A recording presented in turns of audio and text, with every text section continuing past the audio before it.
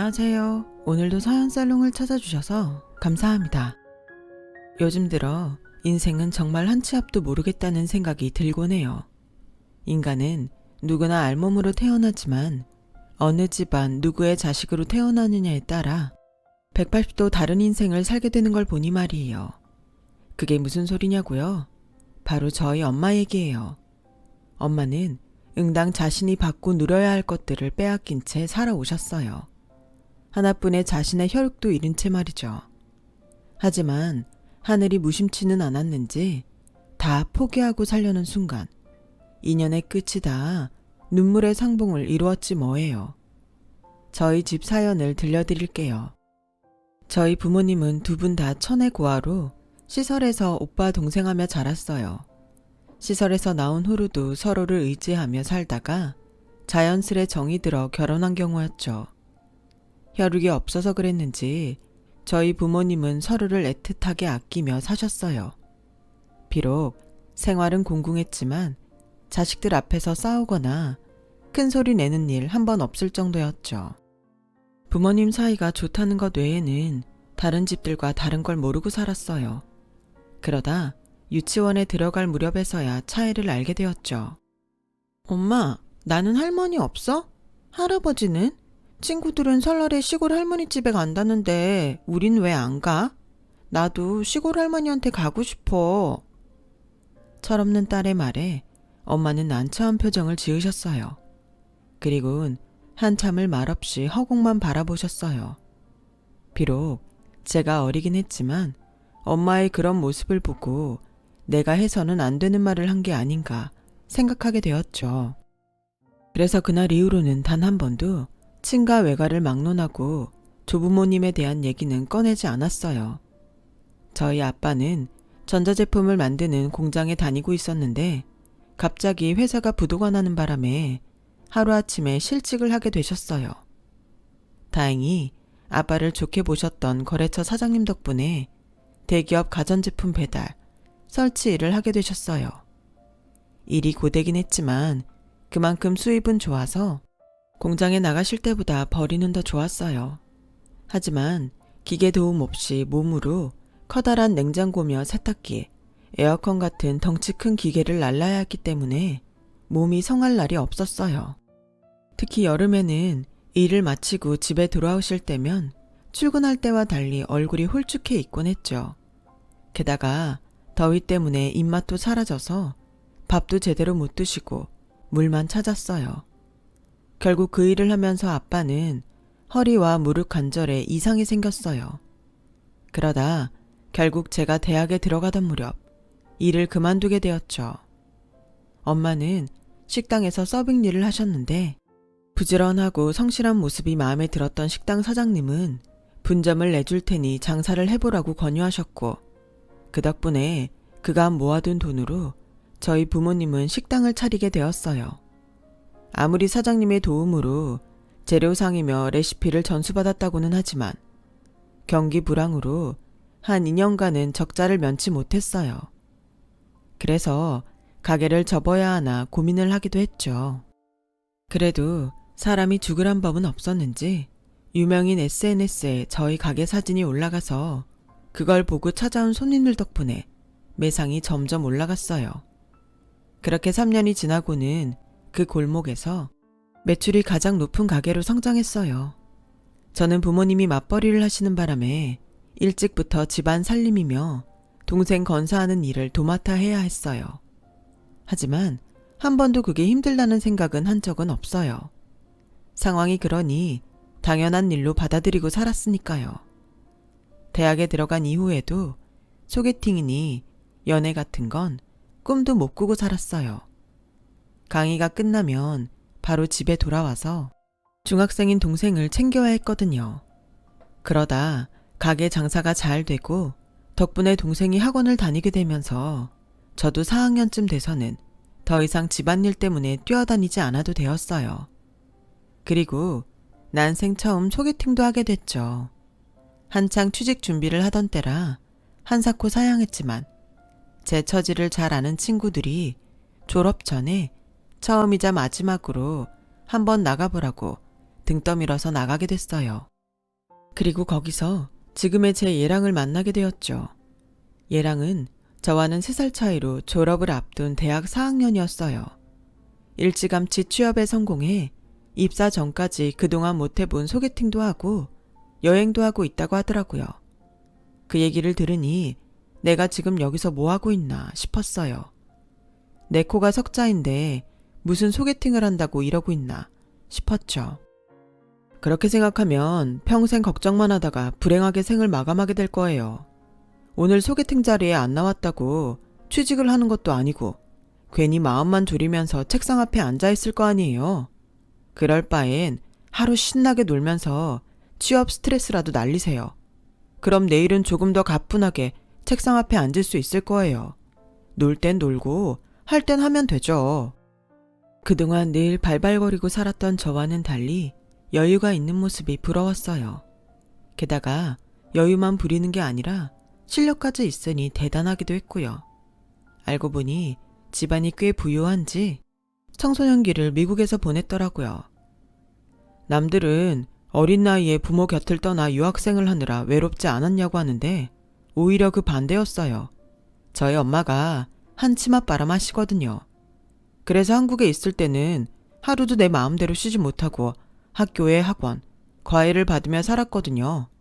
그런데 막상 미국에서 학교를 다니게 되니까 자유시간이 많이 생기더라고요. 엄마 눈치 보고 살지 않아도 되고 내 할 일만 끝내면 나머지 시간은 마음대로 쓸 수 있었거든요. 학교 분위기도 공부만 강요하는 한국이랑은 달라서 오히려 저한테는 잘 맞더라고요. 엄마가 원하는 대학에 합격한 이후엔 아예 엄마 그늘에서 나왔어요. 고등학생 때 룸메이트가 주식하는 걸 보고 그때부터 용돈을 쪼개 주식 투자를 해왔는데 수익이 꽤 나서 대학에 들어가고부터는 엄마한테 용돈 안 받고 내 힘으로 벌어서 썼거든요. 물론 종종 외할아버지께서 보내주시는 용돈은 받고 있지만요. 저희 외할아버지가 돈이 많으시거든요. 어릴 땐 설이며 추석엔 외갓집에 가는 날만 기다렸어요. 엄마 몰래 용돈을 많이 주시거든요. 다른 건 부럽다는 생각이 안 들었지만 외할아버지 자랑에는 그렇게 부러울 수가 없더라고요. 평생 할머니, 할아버지 사랑을 받아본 적이 없어서 그랬던 것 같아요. 그래서 제 사정을 얘기했더니 나중에 같이 가자고 하지 뭐해요? 이제는 일선에서 물러나셔서 집에만 계시는데 늘 적적해 하신다고 말이죠.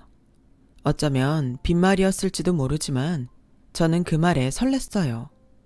그날 이후 저는 또다시 취준생으로서 취업 준비에 여념이 없었어요. 그래서 소개팅했던 예랑과 약속했던 것도 까맣게 잊고 있었죠. 사실 약속이라고 하기엔 좀 애매한 부분이 있어서 그랬기도 하고요. 네? 지금 준희 씨 외할아버지 댁에 가자고요? 아, 그건 좀 그런데요. 제가 시간이 안 될 것 같아서요. 줄줄이 낙방만 하고 있는 상황에 남의 외할아버지 댁에 놀러갈 여유는 없어서 거절을 했어요.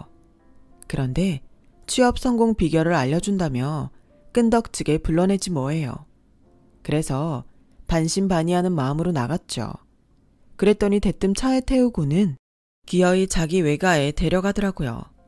처음엔 화가 나기도 했는데 막상 도착해보니 집이 너무 멋져서 저도 모르게 홀린 사람처럼 집 안으로 들어갔지 뭐예요. 오래된 대저택이었지만 워낙 잘 가꿔서 낡았다는 느낌보다는 고풍스럽게 잘 꾸며놨다는 인상을 받았어요. 넓은 정원 안에는 연못도 있고 한켠엔 정자도 있었어요. 예랑의 외할아버지는 정자에 앉아서 정원을 바라보고 계셨어요. 예랑이 할아버지를 부르자 반갑게 웃으며 맞아주시더군요. 초면에 여기까지 오게 해서 미안해요. 준이한테 아가씨 얘기를 듣곤 꼭 한번 만나보고 싶어서 결례인 걸 알면서도 오라고 했습니다. 반가워요. 준이 할애비입니다. 점잖은 어르신의 말씀에 오히려 제가 부끄러울 정도였어요. 우리는 정원 정자에 앉아 다과를 즐기며 얘기를 나누었어요. 외할아버지께서는 자꾸 저를 보시며 눈시울을 붉히셨는데 그 모습이 내내 가슴에 남더라고요. 그래서 혹시 무슨 일이 있나 여쭈었더니 아가씨가 누굴 많이 닮아서 그랬어요. 오래전에 잃어버린 딸이 하나 있는데 눈매가 그 아이를 많이 닮았네요. 세상 어딘가에 살아있다면 지금쯤 아가씨만한 딸이 있을 나이지요. 실은 오늘 이렇게 보자고 한 것도 준이가 보여준 아가씨 사진 때문이에요. 사진을 보니 딸아이 생각이 나서 꼭 한번 보고 싶었습니다. 소개팅하던 날 카페에서 오픈 기념으로 즉석 사진을 찍어주었는데 그 사진을 보신 것 같았어요. 잃어버린 딸이 얼마나 그리웠으면 닮은 사람만 봐도 눈시울이 붉어지실까 생각하니 제가 다 울컥하더라고요. 예랑의 외할아버지께서는 회사 면접 때 어떤 사람을 주로 뽑는지, 그들이 가진 특징이 어떤 것들인지 등을 말씀해 주시며 면접에 대한 팁을 많이 주셨어요. 아무래도 사람을 뽑는 입장인 분의 말씀이라 제가 몰랐던 것들을 많이 알 수 있었어요. 그리고 얼마 뒤 저는 취업에 성공해 꿈에 그리던 회사에 취직을 할 수 있었고 예랑과는 2년 연애 끝에 결혼을 앞두고 있어요. 예랑의 부모님은 결혼 얘기가 나오고 나서야 만나뵐 수 있었는데 아버님은 공무원이셨고 어머님은 몇 년 전부터 친정아버지를 대신해서 회사를 이끌고 계셨어요. 그래서 그런가 집안 분위기는 어머님이 주도해 나가고 있더라고요. 목소리도 카랑카랑하시고 인상부터가 성격이 강해 보여서 괜히 책 잡혔다간 뼈도 못 추릴 것 같다는 생각이 들었죠. 아니나 다를까 그 집에서 일하시는 도우미분들도 어머님을 꽤 어려워하는 눈치였어요. 어머님이 주방으로 들어가시면 바짝 긴장해서 어쩔 줄 몰라 하는 게 제 눈에도 보일 정도였죠. 아줌마, 내가 육류랑 채소는 도마를 구분해서 쓰라고 몇 번이나 말해요. 사람 말이 말 같지 않아요. 이거 싹 버리고 다시 썰어요. 공짜로 일하는 것도 아니고 내 돈 받고 일하면서 왜 내 말을 안 들어? 그럴 거면 내가 뭐하러 비싼 돈 주고 사람을 부리냐고? 제가 거실에 있는데도 어머님은 평소에 하던 버릇 그대로 소리를 질러댔어요. 대개 집에 손님이 오면 그 순간만큼은 화도 좀 누를 법도 한데 어머님은 전혀 그럴 생각이 없는 것 같더라고요. 그런데 나중에 알고 보니 제가 탐탁치 않아서 더 그랬던 거더라고요. 번듯한 당신 집안에 미국에서 명문대 졸업하고 한국 대기업에 취직한 아들이 고작 식당집 하는 딸이랑 혼인하는 게 못마땅했던 거였죠.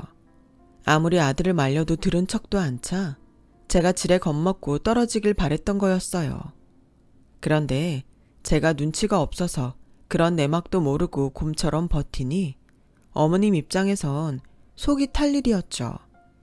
거기다 어머님이 말도 안 되는 혼수를 요구하신 게 외할아버지 귀에 들어가는 바람에 어머님은 외가에 불려가서 호되게 야단을 맞아야 했고 그 일로 인해 혼수며 예단을 일절 요구할 수 없게 되었어요. 그래도 혼주는 시어머니인데 외할아버지가 왜 그런 일까지 관여하냐 하시겠지만 예랑의 집은 전부터 외할아버지 도움으로 살아와서 그게 당연한 분위기였던 거예요. 공무원인 아버님은 원래 외할아버지 회사의 직원이었는데 장인만 믿고 회사에서 차고를 치고 다니다 일을 안 외할아버지께서 쫓아내셨다더라고요. 어머님을 앞세워 회사를 차리겠다고 외할아버지께 자금을 빌리려 했지만 이마저도 거절당하고 결국에 절에 들어가 1년 동안 두문불출하고 공부한 끝에 구급 공무원이 된 거였어요. 외할아버지께서 제 밥벌이 하기 전에는 절대 집에 오지 말라고 하셨다더라고요. 남편이 밥벌이를 제대로 못하니 친정 도움에 기대 살았던 탓에 아직도 어머님은 친정아버지를 받들고 사세요. 그런 아버지께서 예비 손주 며느리 사랑이 지극한지라 어머님은 불만도 말 못하고 벙어리 냉가슴만 앓는 셈이죠. 할아버지께서 저를 예뻐해 주시니 저도 예랑의 외가에 자주 찾게 되더라고요. 물론 할아버님 댁에 상주 도우미가 있긴 하지만 그래도 걱정이 됐거든요. 그래서 특별한 일이 없어도 화과자를 사들고 할아버님을 뵈러 가곤 했어요. 그날도 바쁜 예랑 대신 제가 할아버님을 찾아뵙고 있었는데 도우미 아줌마가 창고 정리를 하고 계시더라고요. 여자 혼자 나르기 힘든 짐도 있어서 저도 따라 내려가 짐 정리를 도왔는데 거실에서 보았던 가족 사진과 다른 가족 사진 액자가 있지 뭐예요. 사실 이 애가 이 댁 진짜 딸이야. 7살 땐가 8살 땐가. 암튼 학교에 들어가기 전이었는데 집 근처에서 놀고 있는 걸 누가 데려갔다지 뭐야. 사람을 써서 전국 팔도를 싹 다 뒤졌는데 결국 못 찾고 시설에 있는 그 또래 아이를 입양한 거지 뭐. 아유, 나 좀 봐. 이 얘기 나주머니가 하지 말라고 했는데 주책을 떨었네. 저기 시어머니한텐 내가 이런 말 하더라고 절대 얘기하면 안 돼. 성질이 더러워서 날 가만 안 둘 거야. 내가 부탁 좀 할게. 겉으로 봐선 평생 부잣집 딸로 떵떵거리며 살아온 것 같던 어머님이 입양하였다니 좀 놀랍더라고요. 그래서 그렇게 외할아버지 말에 꼼짝도 못했던 건가 싶기도 했어요. 그런데 그보다 진짜 이 집 딸이라는 그 아이 얼굴이 어디서 많이 본 얼굴 같지 뭐예요. 그럴 리가 없는데 말이죠. 아무튼 그 일이 있고 얼마 지나지 않아 아빠가 회사로 전화를 했더라고요. 얼마나 화가 났는지 수화기 밖으로 아빠의 한숨소리가 들릴 정도였죠. 뭐? 어머님이 엄마를 불러다 일을 시켰다고? 아니 왜? 그걸 알면 내가 너한테 전화를 했겠니? 꼴랑 햄버거 하나 던져주고는 하루 종일 빨래며 청소, 거기다 자기가 입고 던져둔 속옷까지 손빨래 시켰다더라. 세상에 이게 말이나 될 일이냐? 그 집이 얼마나 대단한 집안인지는 몰라도 이게 사돈지간에 있을 수 있는 일이냐고. 순에 빠진 네 엄마는 혹여 내가 시댁에서 책 잡힐까봐 싫다는 말도 못하고 종처럼 그 집 일을 하고 왔나 모르지만 아빤 생각이 다르다. 네 엄마한테 그런 짓을 할 사람이면 며느리 너한테 심하면 심했지. 절대 덜 할 사람 아니란 게 아빠 판단이야. 그러니 애초에 그런 집엔 안 들어가는 게 상책이란 소리다. 이 결혼 다시 생각하자. 아빤 이미 마음 정했으니까 너도 마음의 준비를 하는 게 좋을 거야. 난 다른 건 몰라도 내 아내한테 함부로 하는 인간은 못 참는다. 그게 남이든 뭐든 간에 말이야. 내가 정 이 아빠 말을 안 따르겠다면 식장에 너 혼자 들어가도록 하고 앞으로 내 얼굴 볼 생각 마. 폭풍처럼 울분을 쏟아낸 아빠는 그렇게 전화를 끊었어요. 수화기를 내려놓는 제 손이 파르르 떨리더라고요. 다른 사람도 아니고 세상에서 가장 어렵다는 사돈한테 그딴 막대먹은 짓을 하는 예비 시어머니 때문이었죠. 그래서 얘랑한테 전화해 따졌어요. 암튼 난 이번 일 꼭 사과 받아야겠어. 그러니까 자기가 어머님이랑 상의해서 어떻게 할 건지 정해. 세상에 어떻게 이럴 수가 있어? 일단 진정하고 내가 엄마랑 통화해본 다음에 다시 전화할게. 그렇게 전화를 끊은 얘랑은 이틀이 지나도록 연락이 없었어요. 그리곤 3일째 되던 날인 그 주 주말에 어머님이 저희 식당으로 찾아왔어요. 그런데 제 예상과는 다른 전개가 펼쳐졌지 뭐예요. 사과를 하러 온 줄 알았더니 오히려 사과를 받으러 왔더라고요. 이봐요. 대기망가들이 내 보정 속옷 이거 어떻게 할 겁니까? 이거요? 프랑스제라 한국에선 구하지도 못하는 거예요. 귀한 남의 속옷을 망가뜨려 놓고 미안하다는 말을 못할 망정. 뭐요? 나보고 사과를 하라고? 내가 왜 사과를 합니까? 애초에 내가 뭘 했어요? 이거 비싼 거니까 세탁기 돌리지 말고 손으로 조물조물해서 빨라고 했어요? 안 했어요? 입 있으면 말해봐요. 아니, 이 사람이 지금 뭐하는 짓이야? 댁이 뭔데 내 안 사람한테 빨래를 시켜요? 내 안 사람이 그 집 신모입니까? 당신 몸종이에요. 그래놓고는 사과는 못할 망정 속옷이 어쩌고 어째? 에잇, 상종 못할 인간 같은 이라고. 당신 같은 인간 말종하곤 사돈 못 맺겠으니까 결혼은 없던 걸로 하고 당장 내 가게에서 나가요. 사람이 아무리 돈 좀 있다고 이러는 거 아닙니다. 당신 이러는 이유 모를 줄 알아요.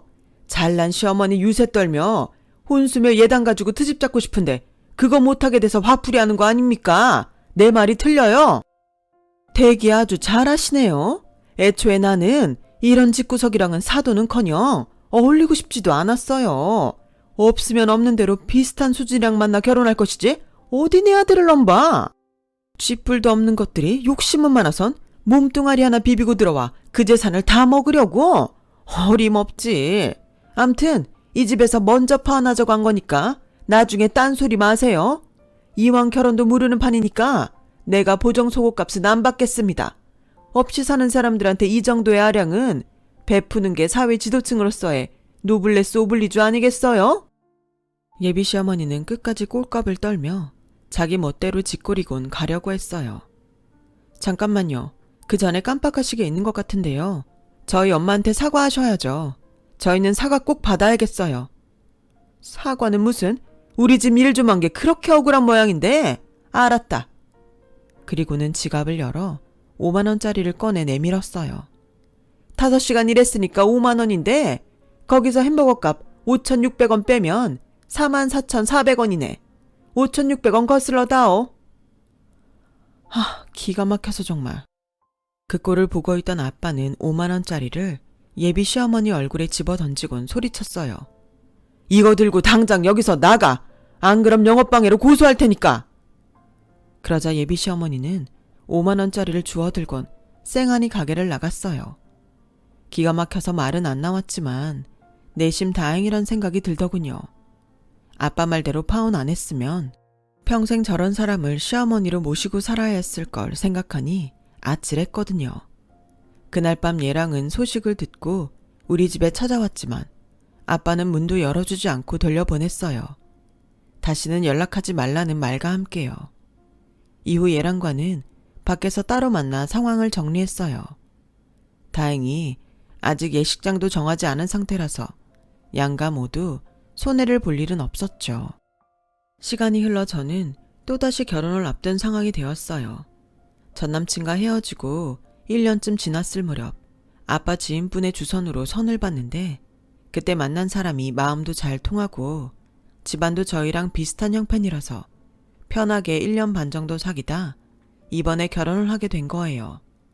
한 번의 실패를 이미 경험한 터라 시부모님 자리를 좀 더 유심히 보게 되었죠. 다행히 두 분 다 성격이 유한 분들이라 안심이 되었어요. 제 결혼을 앞두고 부모님은 가게 근처로 이사를 하게 되셨어요. 동생이 지방도시에 취직을 하면서 독립을 한 바람에 두 분이 살기 편한 곳으로 이사를 결심한 거였죠. 포장 이사를 시켜서 따로 짐을 나를 필요는 없었지만 오랜 시간 살았던 집이라 창고에 정리해야 할 물건들이 많았어요. 어릴 때 가지고 놀았던 장난감이며 스티커 노트 등 추억이 담긴 물건들이 잔뜩 나와서 그 물건을 가지고 수다를 떠느라 일은 속도가 나지 않았죠. 그런데 그 안에서 엄마 아빠가 시설에서 지내던 시절 찍은 사진이 나온 거예요. 저는 처음 보는 사진이었죠. 부모님께는 아픈 시절인지라 사진도 꽁꽁 숨겨둔 채 살았거든요. 그런데 낡은 사진 속 엄마를 본 순간 왠지 어디서 본 듯한 기분이 들더라고요. 가만히 떠올려 보니 전에 사귀던 남자의 외할아버지 집에서 봤던 사진이었어요. 잃어버린 친딸과 함께 찍은 거라던 바로 그 가족 사진이요. 안 좋은 일로 헤어진 터라 확인을 하자고 연락을 할 수가 없어서 그냥 넘길까 했는데 엄마가 그러시는 거예요. 네 결혼식 날짜가 다가와서 그런가 요즘 들어 내 친부모님에 대한 생각이 더 나는 것 같아. 내 부모님은 어떤 분이었을까 하고 무슨 일이 있었는지 시설에 들어가기 전에 있었던 일이 기억이 안 나거든. 그래서 부모님에 대한 기억도 없어. 얼굴만이라도 떠오르면 좋으련만 떠올릴 얼굴조차 기억이 안 나네. 엄마, 외할아버지 할머니가 그렇게 보고 싶어? 그걸 말이라고 하니? 찾을 수만 있다면 내 재산 다 주고라도 만나고 싶어. 근데 그게 되겠니? 그 말을 듣고 보니 결심이 서더군요. 창피함은 순간이니까 맞든 틀리든 일단 확인이라도 해보자 싶었어요. 그래서 전 남친한테 전화를 했는데 이미 번호가 바뀌었더라고요. 그래서 할 수 없이 엄마와 함께 전 남친 외할아버지 댁을 찾아갔어요. 제 방문에 어르신께선 조금 놀라셨지만 그래도 반가워하시더군요. 그런데 저희 엄마를 보시고는 얼굴이 낯이 익다시며 무척 놀라셨어요. 그래서 어렵게 전에 보았던 가족사진 얘기를 꺼내곤 저희 엄마 사진도 보여드렸어요. 엄마가 13살 전후로 시설에 맡겨졌다는 사실도 함께요. 그랬더니 눈시울을 붉히시며 도우미 아줌마를 시켜 지하실에서 액자를 들고 오라고 하시더군요. 아주머니께서 액자를 가지고 오는 그 짧은 시간 동안 엄마는 손이 바들바들 떨릴 정도로 초조하게 기다리셨죠. 그건 어르신도 마찬가지였어요. 그리고 드디어 액자를 보게 된 순간 엄마는 하염없이 눈물을 흘렸어요. 어르신과 엄마는 서로 부녀지간임을 느끼는 것 같았지만 사진만으론 정확한 결과를 알 수 없어서 유전자 검사를 받기로 하곤 집으로 돌아왔어요. 할아버지를 통해 사건의 전말을 들은 전남친의 엄마는 득달같이 달려와선 어림도 없는 소리 말라고 당장 헛짓거리 그만두라고 폐악질을 벌이고 갔지만 그런다고 검사를 막을 수는 없었죠. 그리고 드디어 검사 결과가 나오자 전남친의 엄마와 저희 엄마의 인생이 순식간에 뒤바뀌고 말았어요. 엄마와 할아버지의 부녀관계가 99.98% 확실하다는 결과가 나왔거든요. 그러자 전 남친 엄마는 혹여 붙인 재산을 저희 엄마한테 빼앗길까 겁이 났는지 안절부절 못하게 되었죠 뭐. 제 파혼 사유가 전 남친 엄마가 저희 엄마한테 벌인 폐악질 때문임을 알고 계신 할아버지는 바로 변호사를 불러 당신이 가지고 있던 회사 지분을 저희 엄마한테 넘기셨어요. 그리곤 따로 자리를 만들어 그간 있었던 일에 대해 저희 엄마한테 사과를 하라고 하셨어요. 그렇게 고개 빳빳이 들고 꼴사나운 짓을 하던 전 남친 엄마는 그제야 고개를 조아리며 미안하다고 사과를 하더군요. 그런데 사과를 하면서도 조건을 걸지 뭐예요? 조건은 다름 아닌 회사 지분을 반반 나눠달라는 거였어요. 그동안 제가 아빠 딸로 살면서 얼마나 잘해드렸어요. 그런데 김변 불러서 아빠 지분을 이 여자한테 넘겼다면서요. 그럼 아빠 죽고 나면 나한테 남는 건 뭐예요? 꼴랑 헛개비 사장짜리요? 아빠도 알잖아요. 회사에서 날 사장으로 생각하는 직원이 누가 있어요. 지분도 없으면 언제 잘릴지 모를 자리. 그깟 거 하나 믿고 살라고요? 그리고 사장 월급이 얼마나 된다고요? 그깟 걸론 생활비도 안 돼요. 그러니까 저한테도 지분 주세요. 설마 친딸 찾았다고 저를 나몰라라 하시는 건 아니죠? 부모라면 자식 부양에 의무가 있는 거라고요. 바락바락 성질을 내며 지분 내놓으라고 협박을 하는데 정말 가관이었어요. 친딸이라서 내 지분을 내준 게 아니다. 그간에 내 꼴을 보고 내린 결정이야. 회사가 네 통장이니? 돈 필요할 때마다 돈 빼다 쓰게. 네가 언제 회사에 관심은 있었니? 그저 돈만 빼갈 줄 알았지. 애초에 난 널 사장감으로 생각 안 했다. 준이가 성장할 때까지 자리 지키라고 앉힌 거였지. 근데 그나마도 싫다면 알겠다. 사장 그만해라. 그 자리엔 전문 경영인을 앉힐 테니. 그리고 그동안 네가 나 몰래 회사 돈에 손댄 거 알고 있다. 그거 회수하지 않는 것만으로도 고맙게 생각해. 남이었다면 어림도 없는 일이다. 알겠냐? 대신 그건 내가 너한테 주는 유산이다 생각해라. 더는 욕심내지 말고. 결국 전남친의 엄마는 사장자리에서도 내려오게 되었어요. 할아버지 옆자리도 저희 엄마한테 뺏기고 말았고요.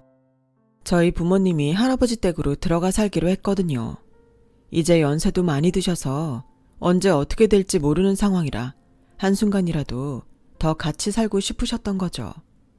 너무도 늦게 만난 두 분이 오래오래 부녀간의 정을 나누며 사시길 바랄 뿐입니다. 잃어버린 시간이 아쉽지 않도록 말이죠. 사람 일 정말 한치도 모르는데 돈 좀 몇 푼 있다고 다른 사람 무시하는 꼴이 영 추잡하더니 주는 대로 받고 살겠죠 뭐. 지금까지 제 사연을 들어주셔서 감사합니다. 건강 잘 챙기시고 행복한 하루 보내세요. 여러분, 사연 댓글에 응원과 현명한 조언 부탁드려요. 좋아요와 구독은 저에게 큰 힘이 됩니다. 오늘도 좋은 일 가득하세요.